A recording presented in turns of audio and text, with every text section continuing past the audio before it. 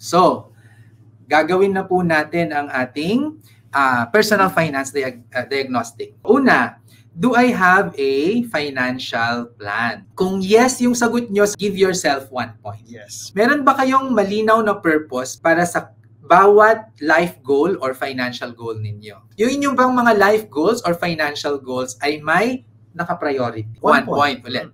Each financial goal has a budget and time frame when this will be achieved. Kuwari, gusto mo magpatayo ng bahay, 5 million pesos in 5 years. Yeah. The budget items have assigned source of income. Saan manggagaling? May action plan in place for each source of income. Ano yung plan of action ko? 1 point each for every step of the financial plan for a total points of 5. Itatrack nyo po ang inyong score. Kanya-kanya po tayong tracking ng score dito. Kaya honesty is the best policy. Yan.